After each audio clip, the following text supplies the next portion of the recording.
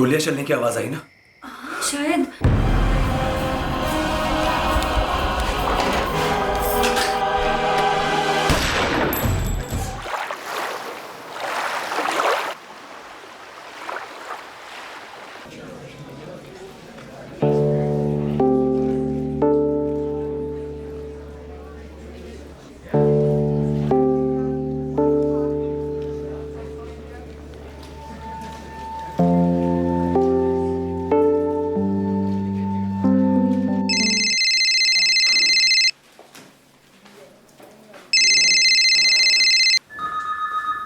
हाँ काजल, फॉर्म ले लिए? फॉर्म तो ले लिया मामा जी, लेकिन वो ईयरली फीस 70,000 बता रहे हैं। पूरे कोर्स का ना? पूरे कोर्स का नहीं, 1 साल का। बजट के काफ़ी बाहर है। कोई बात नहीं बेटा, कोई ना कोई इंतजाम कर लेंगे। नहीं मामा जी, आप पर पहले से इतना प्रेशर है और ये। वो प्रेशर की बच्ची, जितना कहा जाए उतना करो। फॉर्म लेके सीधा घर पे आ जाओ, तुम्हारा एडमिशन होगा।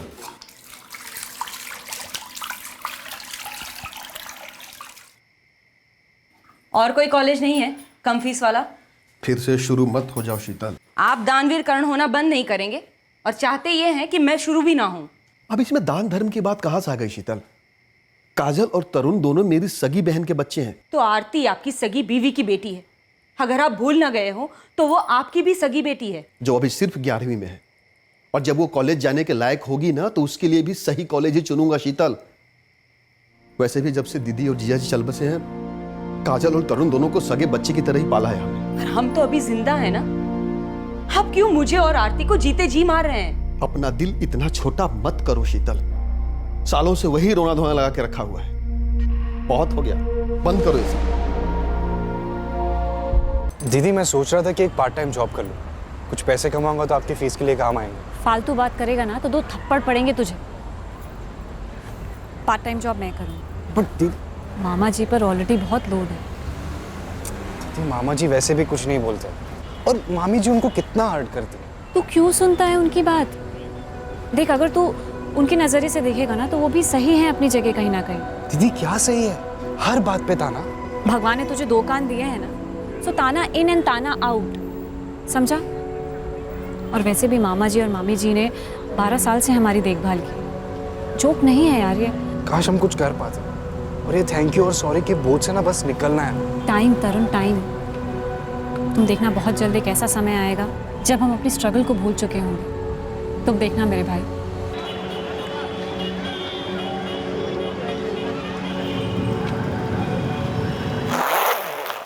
यार सूरज, कुछ ज़्यादा ही बेवकूफ़ी नहीं हो रही है? यार 2 साल के बाद तूने फिर से पिकअप किया है। और तेरे पापा ना वर्ल्ड के 1 एंड ओनली पापा होंगे जो अपने लड़के को मेडिकल कॉलेज से निकाल के ऐसे ईंट के भट्टे पर बिठा रहे होंगे। यार मेडिकल का फील्ड है और तू अच्छा कर रहा है भाई, क्यों छोड़ रहा है? समझ क्यों नहीं आ रही तुझे? कोई नहीं यार, मेरा फैसला फाइनल है। सूरज देख बेटा, कोई ऐसा फैसला जल्दबाजी में मत ले जिससे आगे जाके पछताना पड़े। तेरे पापा फैसले अपने मतलब के लिए लेते हैं, उन्हें अपने रुतबे के आगे कुछ नहीं दिखाई देता बेटा। लेकिन माँ पापा ने पहली बार मुझसे कुछ मांगा है। मांगा नहीं जा रहा है सूरज, छीना जा रहा है तुझसे। तू एक ही है इस घर में जिसकी अलग सोच है, आवाज है, जो इनसे सहन नहीं हो पा रहा और इसीलिए तुझसे तेरा वजूद छीन रहे। देख सूरज, मान मेरी बात, मत कर ऐसा और वापस चला जा कॉलेज। माँ मैं पापा को निराश कैसे कर सकता हूँ? क्यों अपने हाथों अपनी खुशियों का गला घोट रहा है तू सूरज? अपनी बहन राधिका जैसे पापा का साया बनेगा तू? सूरज, पापा कभी कोई गलत फैसला नहीं लेते। तुमसे ज्यादा वो तुम्हें जानते हैं। साले साहब, डॉक्टरी तो हर कोई कर सकता है, लेकिन फैमिली बिजनेस सिर्फ फैमिली का मेंबर ही चला सकता है। और तुम इस बिजनेस के इकलौते वारिस हो। बल्कि मुझे तो लगता है कि तुम्हें हाई स्कूल के बाद डायरेक्टली पापा को ज्वाइन कर लेना चाहिए था। खैर, देर आए दुरुस्त आए। पापा के अंडर तुम सब सीख लोगे। बॉस, तुम्हें जरा भी अंदाजा नहीं है कि तुम कितने लकी हो। क्यों बैठे बैठे हाथों में इतना बड़ा बिजनेस नहीं मिलता। तुम्हारी दीदी राधिका हो या फिर तुम हो, क्या हमने कभी भी किसी चीज के लिए तुम दोनों को ना कहा है? कभी नहीं पापा। बेटा, राधिका और तुम्हारी खुशी हमारे लिए सबसे ऊपर है। तुम टॉप के डॉक्टर भी बने तो जितना तुम 1 साल में कमाओगे उतना तो हमारे यहाँ 1 हफ्ते का धंधा हो जाता है। ये बात तो जानते ही हो ना? जी पापा। ये जो भट्टियां देख रहे हो ना सूरज, ये सोने की खान है, खान। इनमें से तुम हीरे निकाल सकते हो और निकालोगे। जी। शाबाश।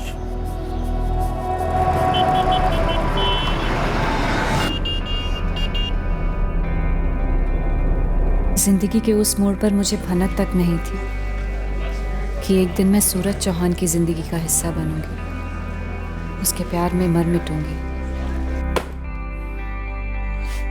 चल यार अंकित, ऑल द बेस्ट। क्या बोलूं यार, अब तुझे भी ऑल द बेस्ट, और प्रे करूंगा यार कि तुझे अपने इस फैसले पर अफसोस ना हो। अफसोस की कोई गुंजाइश ही नहीं है। पापा को मेरी ज़रूरत है, उन्होंने बुलाया तो मैं जा रहा हूँ।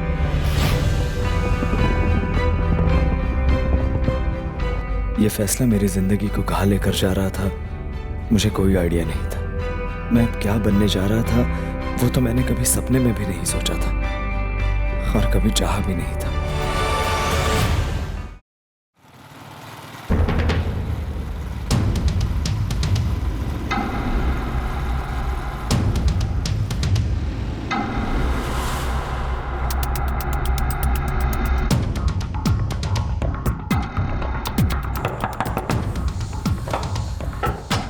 जगदीश, सुधा चौहान उसकी बीवी, बेटी राधिका ठाकुर, दामाद अमित ठाकुर, और ये है सूरज चौहान, रंजन चौहान का बेटा, और ये उसकी पत्नी काजल, और ये उनका बेटा करण।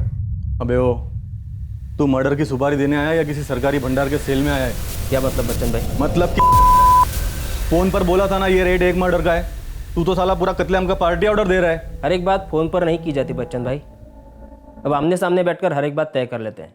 समय, जगह, रेट, हर एक काम बारीकी से होगा। इस काम के लिए दूसरा मौका नहीं मिलेगा। सिन्हा साहब, हमें शर्मिंदा ना कीजिए। क्या हम महंगाई से वाकिफ नहीं? इस बार एक नहीं 2 लिफाफे भेजे आपके लिए। बस ख्याल रखिए कि सारे कॉन्ट्रैक्ट्स चौहान बॉक्स को ही मिले। राजू, ये कॉलेज बिल्डिंग के लिए जा रहा है? जी सूरज। ये लास्ट लॉट होगा, इसके बाद ये सारा माल इलाहाबाद भेज देना, आरके इंडस्ट्रीज की साइड। लेकिन छोटे मालिक, कॉलेज का काम तो वैसे ही 2 महीने लेट चल रहा है और वहाँ का सुपरवाइजर सर पे तांडव भी कर रहा है। करने दो, तुम गेंडे की खाल उगा लो राजू, और याद रखो कॉलेज का ये प्रोजेक्ट कट टू कट हो रहा है, मेहरबानी खाते पर आरके इंडस्ट्रीज है वो हमारी सोने की मुर्गी है। उन लोग 15% घटा के कोट कर रहे हैं, ये हम लोगों के लिए बहुत बुरी खबर हो सकती है। टेंशन मत लीजिए दुबे जी, सारा मामला सेट कर दिया है। टेंडर ऑफिस के सिन्हा को 2 लिफाफे पहुंच चुके हैं। हम अपना कोड कम नहीं करेंगे और पास भी उसी रेट पर। तुम अच्छा नहीं बहुत अच्छा कर रहे हो सूरज, फख्र है तुम। और सुधा, अब बोलो, क्या हमारा फैसला गलत था सूरज को बिजनेस में लगा देने का? हमारे पिताजी ने हमें बिजनेस सौंपा, हमने 4 चांद लगा दिए। अब सूरज को देखो, बिजनेस को कहां से कहां ले जा रहा है। तुमने जिस तरह से धंधा करना सीख लिया है ना, बहुत अच्छा। यही तरीका है मार्केट पर कब्जा करने का। थैंक्स पापा। पावर वो बंदूक है बेटा जिसकी नली से पैसा बरसता है, और इस पैसे से और ताकत है, और पैसा जी बेटा। पैसा और ताकत, ये वो 2 हाथ जिससे ये सारी दुनिया इस अंगूठे के नीचे दबती है। समझ रहे हो ना? समझ रहा हूँ पापा। इस वक्त हमें और एक्सपांड करना होगा, जहां हम लोग हैं इससे कई ज्यादा फैलेंगे हम, आपके आशीर्वाद से। कभी कभी मुझे समझ में नहीं आता सूरज कि तुम बोल रहे हो या तुम्हारे पापा। वही आवाज, वही अंदाज। दुनिया यही अंदाज समझती है माँ। सबको खुश रखने वाला ना खुद कभी खुश नहीं रह सकता। जिसकी लाठी उसकी भैंस, जिसकी प्रजा वही राजा। कहीं ऐसा तो नहीं सूरज कि राजा बनने के चक्कर में तुम उस राजा के एक प्यादे बनकर रह जाओ, सिर्फ एक मोहरा? कोई अपने बेटे को मोहरा नहीं बनाता, और जितना आप पापा को पत्थर दिल समझती है ना, वैसे वो है नहीं। तो अब तुम मुझे समझाओगे कि तुम्हारे पापा क्या है और क्या नहीं, है ना? सूरज, ये जो घर है ना, ये घर नहीं, सोने का पिंजरा है। यहाँ ताज़ा हवा भटकती नहीं और घुटन हटने का नाम नहीं लेती। मैं यहाँ बंधी हुई हूँ क्योंकि मेरे पास कोई और चारा नहीं है। पर मैं ये नहीं चाहती सूरज कि किसी दिन तुम मुझे आकर ये कहो कि मेरे पास कोई चारा नहीं। वो दिन कभी नहीं आएगा। पापा मेरी मर्जी की इज्जत करते हैं, शादी भी उन्हीं की मर्जी से करोगे? शादी में अभी बहुत देर है। अगले महीने है शादी। क्या तुम मजाक कर रही हो ना? उन्होंने अपनी मर्जी से एक लड़की भी पक्की कर दी है। लड़की कौन है, कैसी है, ये ना मुझे पता है और ना तुम्हें। बस मैं इतना चाहती हूँ सूरज कि इस शादी से तुम्हारी जिंदगी बर्बाद ना हो और उस लड़की की भी। इससे अच्छी लड़की आपको नहीं मिल सकती है। अनाथ है, अपने छोटे भाई के साथ अपने मामा के रहम पर रह रही है। पढ़ी लिखी ग्रेजुएट लड़की है, पर मजाल है कि कभी भी आपके सामने जुबान चलाए। उमेश, इन पढ़ी लिखी मॉडर्न लड़कियों का कोई भरोसा नहीं है। न जाने कब हमारे सूरज पर हावी होने लगे। अरे सूरज आपका लड़का है, आपका खून है, मुट्ठी में रखेगा उसे। अरे सीधी सादी संस्कारी लड़की है भाई, और बचपन से ही ये दबी रही है। अपनी औकात अच्छी तरह मालूम है इसे। हमारे बड़े भाग हैं जो आप खुद यहाँ काजल को दिखने हैं। और ये जुबान है मेरी, आपके लड़के को या आपके खानदान में किसी को भी शिकायत का कोई मौका नहीं देगी काजल। वो अंदाजा तो हमें लग ही रहा है। बिना लड़की से दो बातें कर ही लो। जाओ। काजल, हम 2 मिनट बाहर बैठे। कितने बड़े लोग हैं, शादी का पूरा खर्चा वही उठाएंगे, दहेज में एक दहला भी नहीं लेंगे।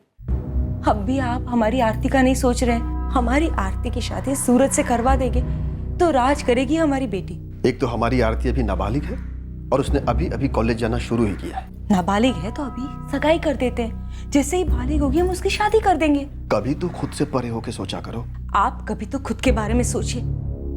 हमारी जिंदगी की सारी मक्खन और मलाई अपनी बहन के बच्चों पे लुटा रहे हैं। हमारी आरती के लिए क्या बचेगा?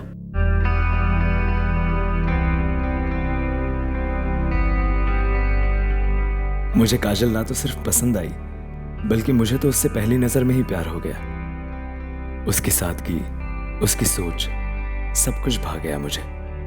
वैसे तो मेरे पास कोई चारा नहीं था, मामा जी की बात को टाल नहीं सकती थी मैं, लेकिन मुझे खुशी थी कि मैं अपनी मर्जी से हाँ कह रही थी। सूरज दिल में उतर गया था मेरे। काजल अब मेरी जिंदगी का मतलब बन गई थी। प्यार और गहरा होता जा रहा था। मुझे अब जाकर यकीन होने लगा था कि सबकी तकदीर हमेशा के लिए अंधेरे में नहीं होती, कभी ना कभी सूरज चमकता ही है।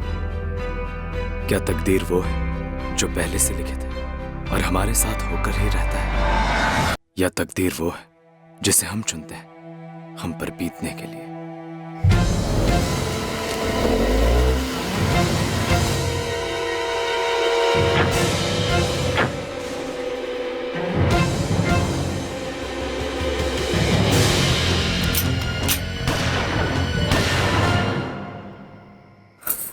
सूरज, गोलियां चलने की आवाज आई ना? शायद।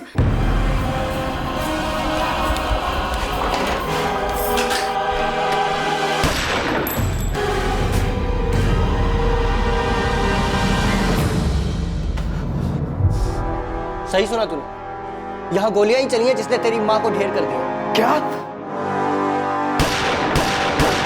मम्मी, मम्मी, काजल, काजल, मम्मी, करण, करण, करण, करण, नहीं, नहीं गोली मत चलाना। तुझे और तेरे इस पिल्ले को नहीं मारेंगे। कोई तो बचा रहना चाहिए ना, जो जिंदगी भर दर्द झेले जिसे हम झेल रहे हैं। अब तेरे बाप रंजन चौहान को पता चलेगा कि दर्द ताकत से बहुत ज्यादा ताकतवर होता है। करण, करण, काजल, काजल, काजल, काजल, काजल, काजल, काजल, तुम ठीक हो ना? हाँ मैं ठीक हूँ। ठीक तो हो ना? लेकिन तुम्हें क्या हुआ? काजल, वो शुक्ला भाई आए थे, उन दोनों ने माँ को माँ माँ माँ माँ माँ। क्या हुआ सूरज?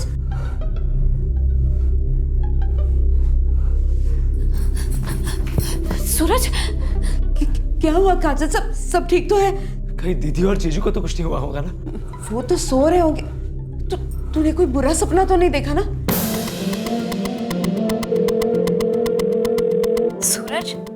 रात गए सब ठीक तो है? दीदी तुम ठीक तो हो ना? और जीजा जी? सब ठीक है सूरज, हुआ क्या है कुछ बताओगे भी? दीदी आप और जीजा जी संभल के रहना, वो दोनों शुक्ला भाई वो अटैक कर सकते हैं। वहाँ सब ठीक है ना? तुम ठीक हो ना?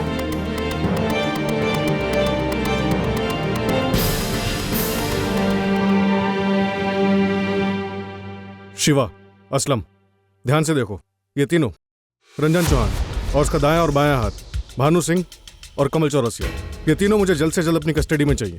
जितने आदमी लगाने लगाओ, जहां खोदना है खोदो, जो करना है करो, लेकिन ये तीनों मुझे जल्द से जल्द चाहिए। देखो, ये रोने वाली शक्लें तो तुम दोनों मेरे आगे बनाना मत। कहाँ है तुम्हारा पति भानु और तुम्हारा पति कमल और उनका आका रंजन चौहान? हमें नहीं पता मैडम। नहीं पता तो पता करो, कौन से बिल में छुपा बैठा है, वरना दिखते ही गोली नहीं मारेंगे, इसकी कोई गारंटी नहीं है। जगतपुर, इलाहाबाद, वाराणसी, सब जगह अपने आदमी फैला दो, सारे खबरियों को काम पर लगा दो। किसी भी सूरत में मुझे रंजन चौहान चाहिए, चर्बी उतारनी है इसकी। चौहान परिवार पर प्रेशर बनाकर रखो। कानून सिखा रहे थे, सर्च वारंट मांग रहे थे। अब इन्हें बताते हैं कि सर्च वारंट लेकर आने वाली पुलिस क्या क्या कर सकती है।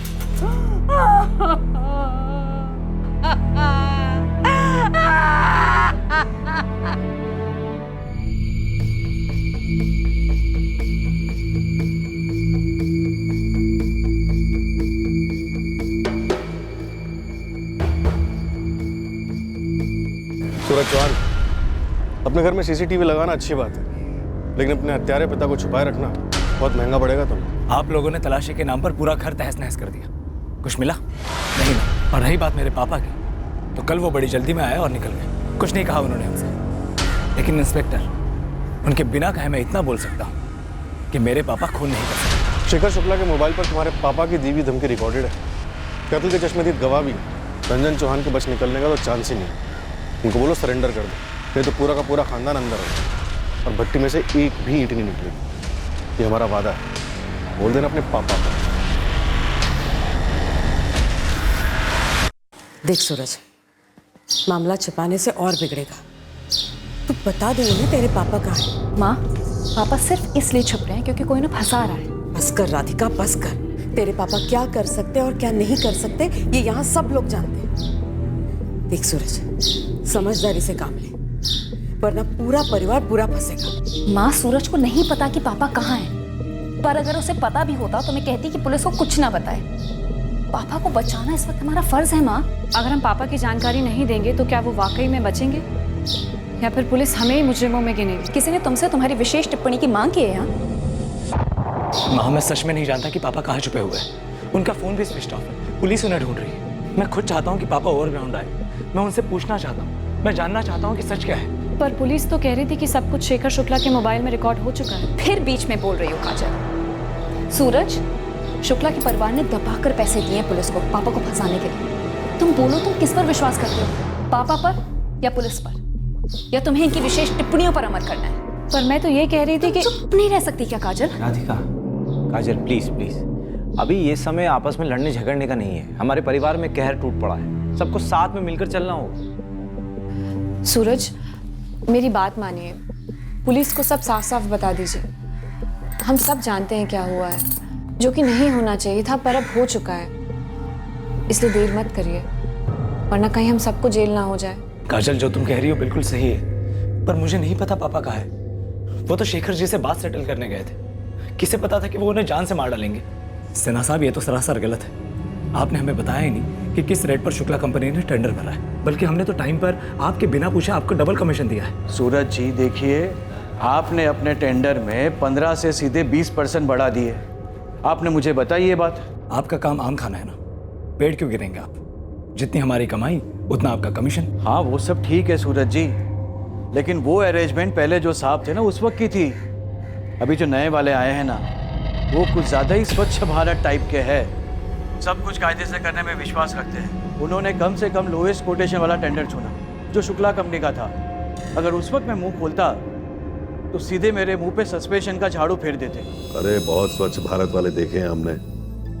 देखो, कायदा तो वही है जो सालों से हमने चलाया है। हमारा तो सीधा सा मंत्र है भाई, सबका साथ सबका उद्धार। वही तो रंजन साहब, अब मेरे बड़े साहब को समझाए तो कौन समझाए? साले ने 10 मिनट ऑफिस पे लेट आने वाले को भी मेमो देना शुरू कर दिया है। टेंडर भी उसने कायदे से खोला। अरे शुक्ला वाला डन किया है जी। शुक्ला को तो वो जानता तक नहीं है। अबे उसे कैसे पता होगा कौन शुक्ला और कौन चौहान? फाइल बदल दो। इतना दूध बात थोड़ी ना है रंजन साहब। एक तरीका है। क्या? बोलो। आप शेखर जी के साथ में समझौता करके उनको बोलो कि टेंडर की फाइल वापस ले ले कायदे से। एक बार शुक्ला जी ने अपना टेंडर वापस दे लिया तो बड़े साहब को किताबी कायदा पढ़वा देंगे। नया टेंडर खोलना होगा जी। बस फिर आप कायदे से कम वाला टेंडर दे देना। क्या क्या बोले? फिर से बोलिए जरा। 1.5 लाख हर महीने कॉन्ट्रैक्ट से पहले 3 साल के लिए। इसके अलावा हम आपकी भट्टियों का सारा माल भी खरीदेंगे 2 साल के लिए।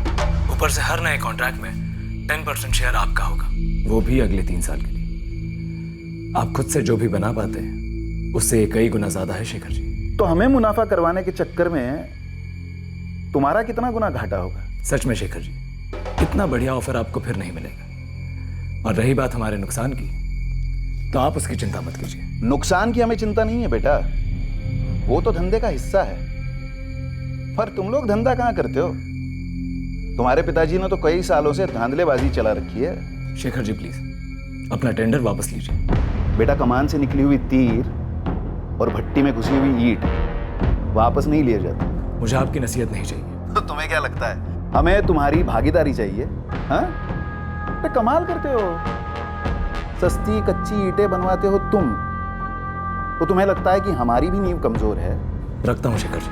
रुको रुको रुको रुको, अपने पिताश्री को एक संदेशा देना हमारा। उनसे कहना हमें ना ही उनके रुतबे की कदर है और ना ही उनके दबंगई का डर, इसलिए आइंदा ऐसी छिचोरी रिश्वतखोरी की हरकत ना करें। उन्हें गलतफहमी है कि वो इस धंधे के शेर हैं। बेखबर हैं वो कि हम नए सवा शेर हैं। रखता हूँ। मालिक, हम एक आदमी से बात कर लिए हैं मार्केट में, सब एक के राग अलाप रहा है। बड़ा अड़ियल आदमी है ये शेखर शुक्ला, ईंट का जवाब पत्थर से देता है। मालिक, अगर इसने ये टेंडर लेकर हमारे इलाके में दाखिला ले लिया तो समझ लीजिएगा हमारे आधे से ज़्यादा ग्राहक को निकल जाएगा, शायद उससे भी ज़्यादा। और उसके रेट में टेंडर भरने के अलावा कोनो रास्ता नहीं है। लेकिन तो बड़ा भयंकर घाटे का सौदा है मालिक। सौदा तो हम उस शुक्ला के साथ ही करेंगे बाबू। बहुत ईमान झाड़ रहा है ना, हम देखते हैं कितने में बिकती है इसकी ईमानदारी।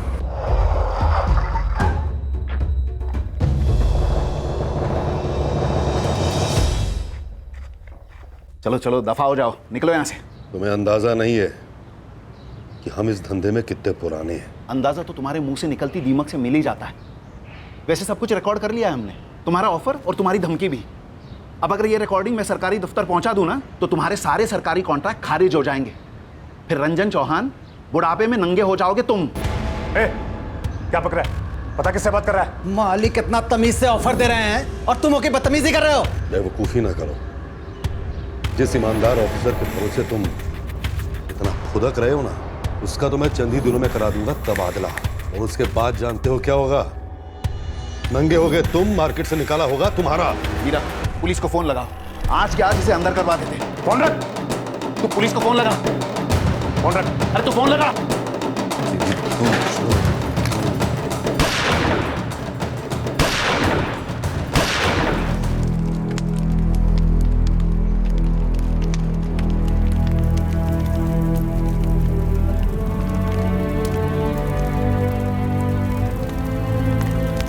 कितनी बार पूछोगी तुम और कितनी बार बताऊंगा? मुझे नहीं पता पापा कहाँ है। सूरज, क्या तुम्हें ऐसा नहीं लगता कि पापा जी का यही स्वार्थ, उनका यही बर्ताव एक दिन हम सबकी जिंदगी को खतरे में डाल सकता है?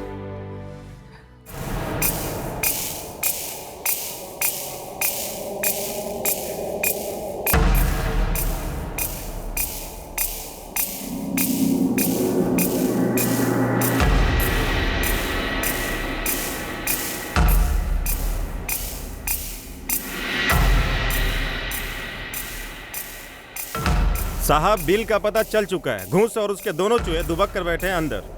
इलाहाबाद की तैयारी कीजिए।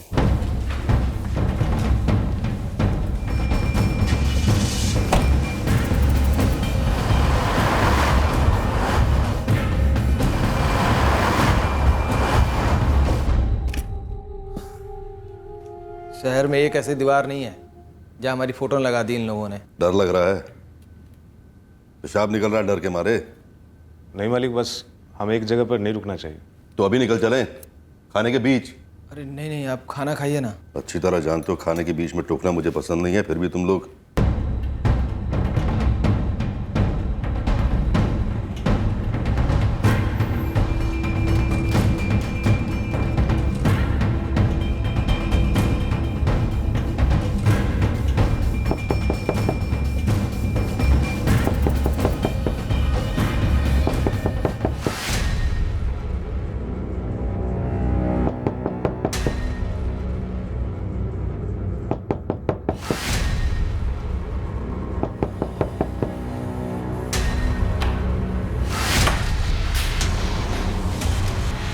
दो सेकंड में अगर हथियार नहीं डाले तो ऑर्डर है हमारे पास, जिंदा या मुर्दा।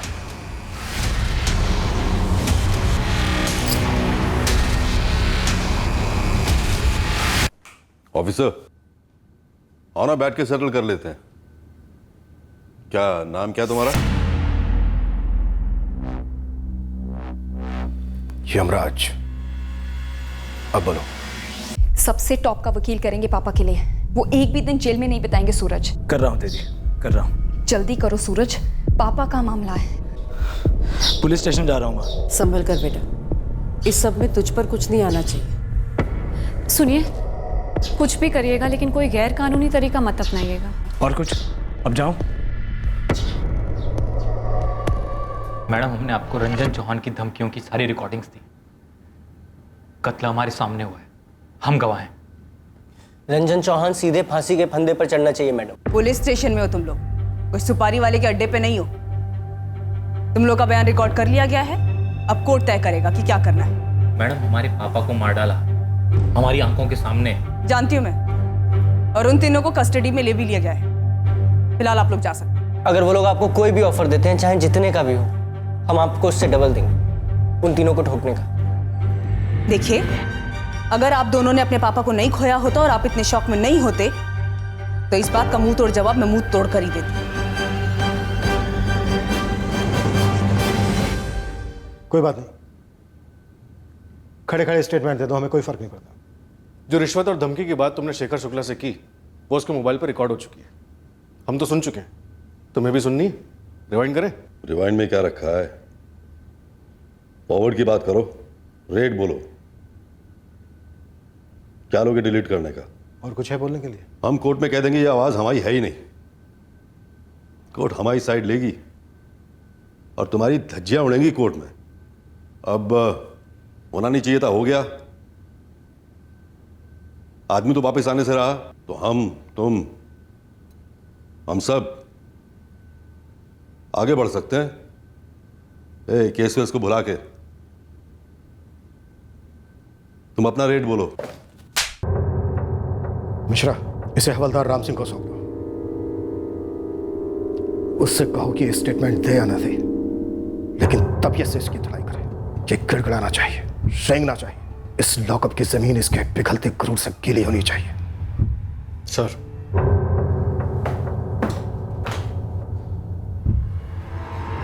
डरो मत, कुछ नहीं होने देंगे हम तुम्हें। ये रोने वाली हारी हुई शक्ल लेकर आना था तो ना ही आते। मैं ठीक हूं पापा। अभी शेखर शुक्ला मरा है, तेरा बाप नहीं। मैंने एक असली मर्द को चुना है जो रोता नहीं है, रुलाता है। एडवोकेट गुप्ता आपका केस लड़ेंगे, बेल की एप्लीकेशन करेंगे। वकील साला क्या कर लेगा? तुम सीधे जाकर शेखर शुक्ला के बेटों से मिलो, उनसे कहो जो मांगोगे दे देंगे, केस वापस ले लो।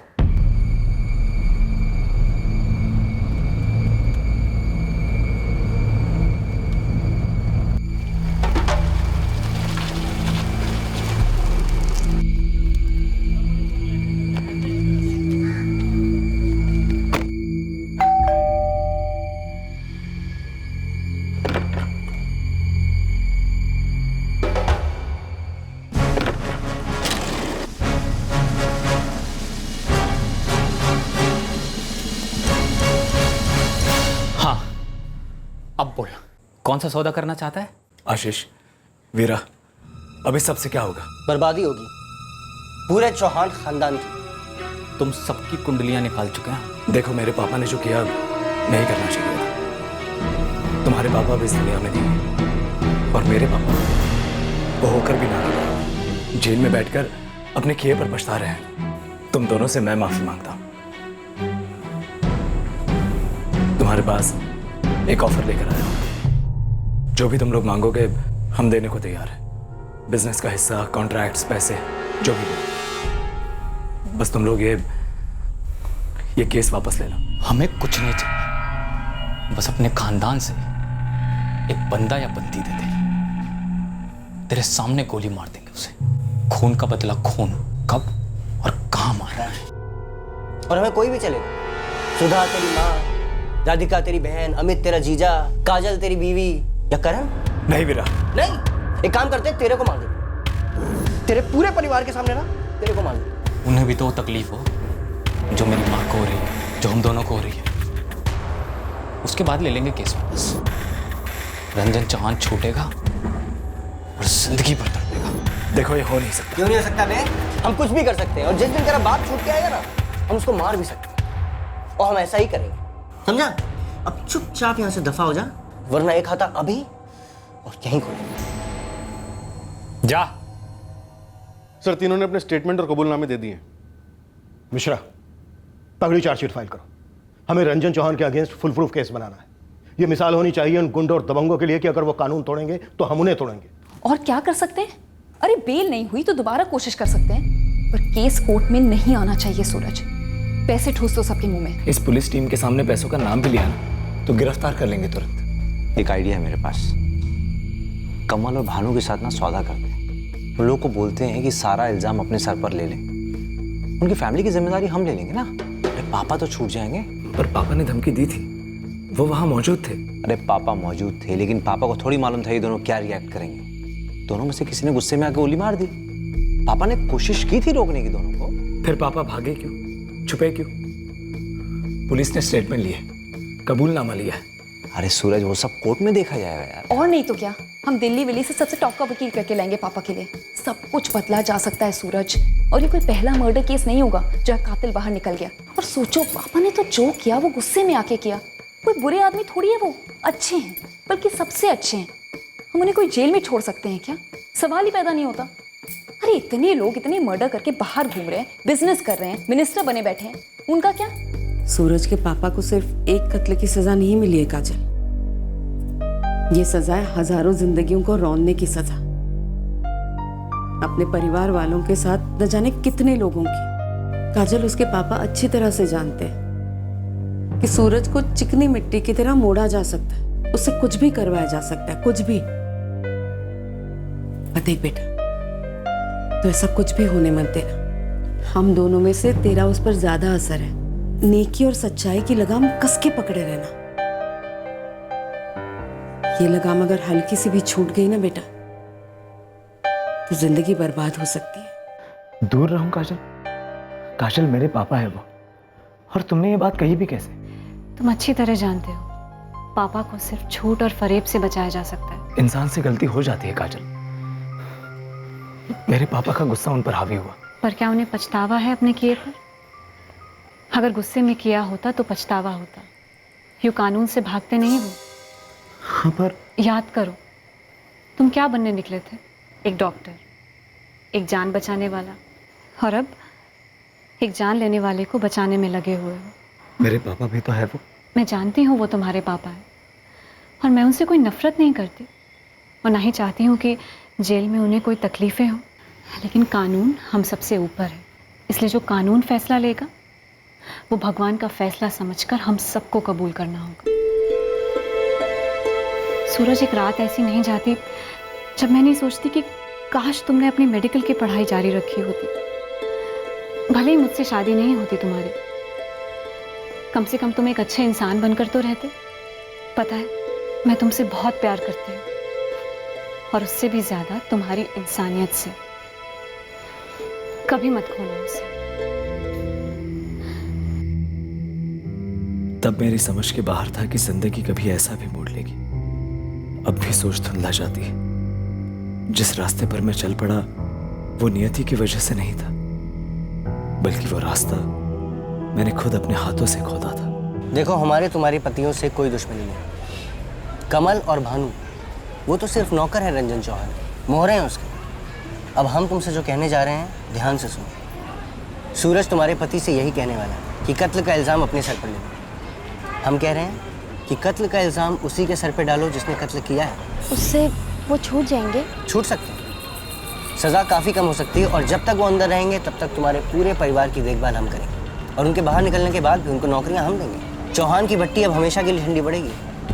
रंजन चौहान को सज़ा होगी तगड़ी अगर तुम्हारे पति गवाह बनते हैं। अपने अपने पति से मिलो और उनको कहो कि सरकारी गवाह बन जाए।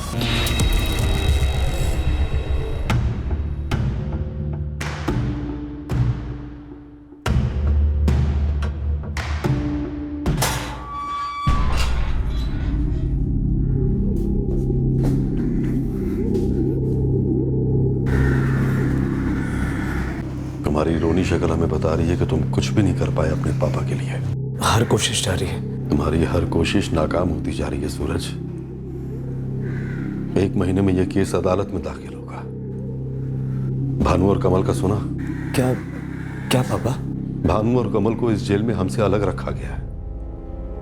जेल में रहते हुए भी हमें यह पता चला है कि शुक्ला के बेटे उन्हें सरकारी गवाह बनाने चले ताकि हमारे गले का फंदा और कस जाए। तुम्हें कभी हमारी जेल की कोठरी में आना चाहिए सूरज। ठंडी जमीन पर सोते हैं, ऐसा खाना खाते हैं जो हमारे कुत्ते भी ना खाएं, चुल्लू भर पानी में नहाते हैं जिसमें तुम्हें डूब के मर जाना चाहिए। ऐशो आराम की गोदी में पाला है हमने तुम्हें सूरज, और आज हमें यह दिन देखना पड़ रहा है। हमने पिल पिलाना सिखाया तुम्हें कभी? हमने तुम्हें हमेशा यही सिखाया है कि जो शख्स झुक के हमारे पास न आए उसे रेंगते हुए लेकर आओ।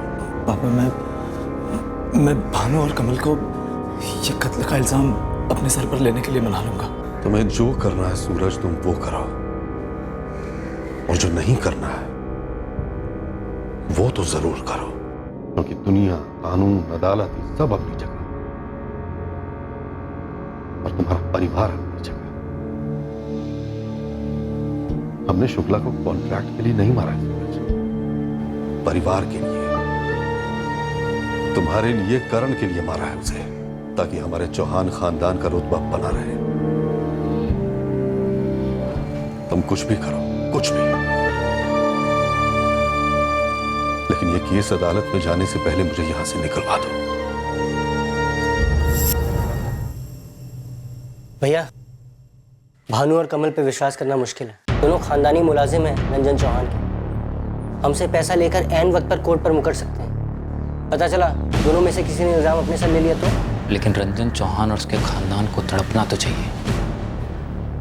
उन सबको तड़पाना और खूब सारा दर्द देना, ये हमारा फर्ज भी है और हक भी। और हम ये हक अदा करेंगे भैया, पापा के लिए। पापा के लिए।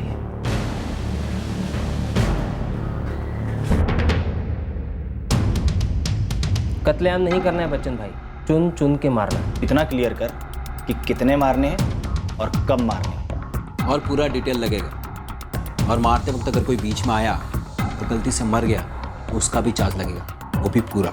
सुन लिया? अब फटाफट पूरा प्लान बता। और एक बात याद रख, अगर एक बार डेट फिक्स हो गई ना फिर हिलना मत। और वैसे भी ये काम जितने जल्दी हो जाए उतना अच्छा है, क्योंकि हम लोग एक जगह पर ज़्यादा रुक नहीं सकते, और अगर रुके तो चार्ज लगेगा एक्स्ट्रा।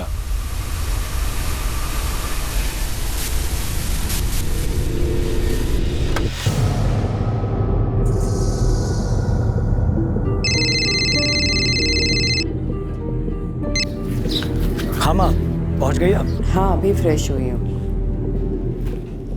तुम्हारे मामा जी तुम्हें, काजल, करण, राधिका, अमित सबको याद कर रहे थे। आपने बताया ना उन्हें हम क्यों नहीं आ पाए? हाँ, मैंने बता दिया उन्हें। तुम फिक्र मत करो सूरज, और अपना ख्याल रखना। हाँ माँ, दीदी और जीजू भी यही रह रहे। कल जब आप लखनऊ से लौटेंगी तो वो दोनों आपको यही मिलेंगे।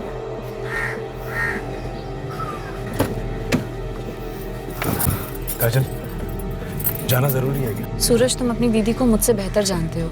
एक बार जिद पकड़ ली कि बाहर का खाना खाना है तो बस कोई उनकी बात नहीं बदल सकता।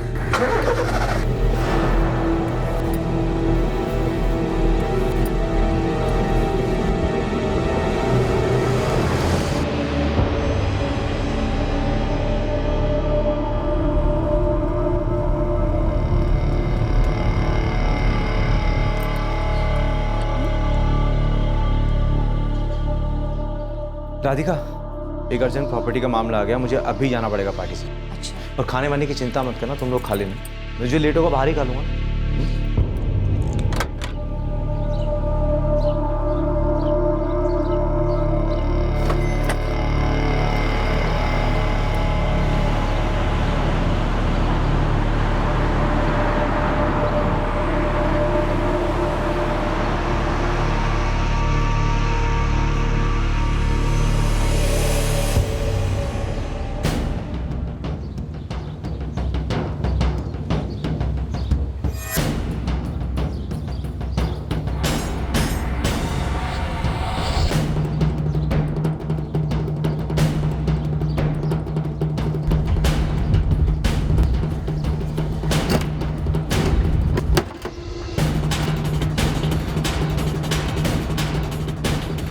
जल्दी से मिटा दे।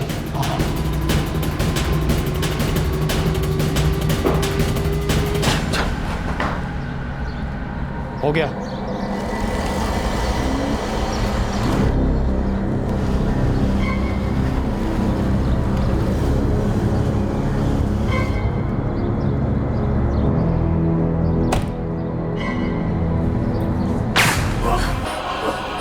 सूरज